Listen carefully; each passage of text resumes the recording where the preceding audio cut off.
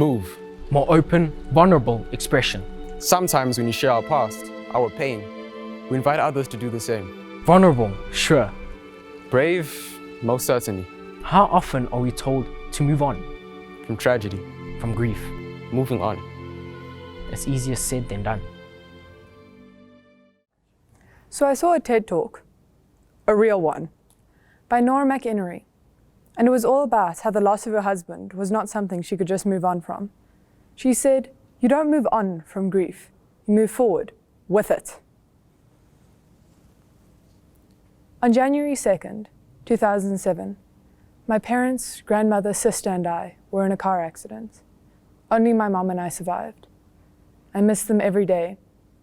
I never even got to know them properly. I was 2 years old when I lost them. It would have been my sister's 20th birthday recently, and the moment I remembered, I felt the wave of sadness, but I had to move forward. I had a test to write and a day of school to get through. I joke about it quite often, but the truth is the people I lost still affect me. Honestly, I don't enjoy telling people the details because they become sympathetic or they think I'm asking for sympathy. I'm not in a competition for the worst sob story out there. Nobody gets anything that's worth it by trading on sympathy. My mom never got remarried. I never got back what I lost. There are ways to hide it. I could get surgery to remove the scar, to remove the #1 reason people know. Nosy Parkers. What I lost doesn't define me. Nobody survives life. We all lose loved ones. I just lost mine a lot younger than most. I haven't moved on, but that's the point. You don't have to move on. You have to move forward. I can't put it better than she did. So here's what Ms Penny had to say. These are the moments that mark us and make us, just as much as the joyful ones, and just as permanently. Grief is one of those things, like falling in love or having a baby. You don't get it until you get it, until you do it. And once you do it, once it's your love or your baby, once it's your grief, your front row at the funeral, you get it.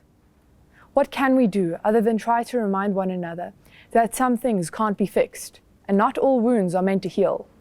We need to remind each other that grief is this multitasking emotion, that you can and will be sad and happy. You'll be grieving and able to love again in the same year or week. We need to remember that a grieving person is going to laugh again and smile again. If they're lucky, they'll even find love again.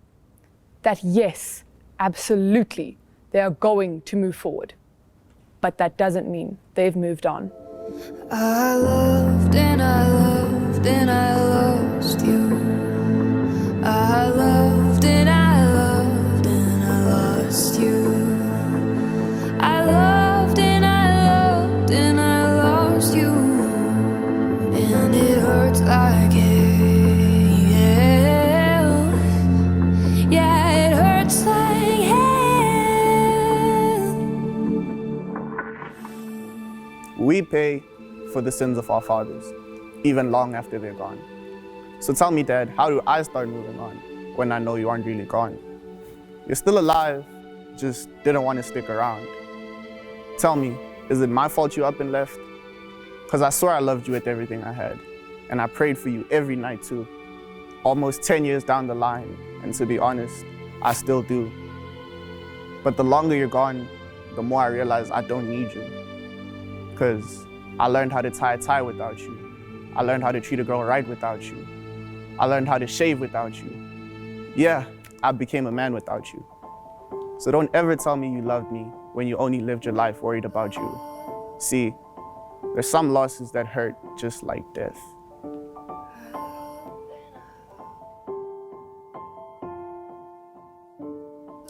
"2020 has certainly felt like a year of loss. And here at KSLP, we have felt that blow with the personal loss of Ms Penny Pitout, who passed away on the 21st of September.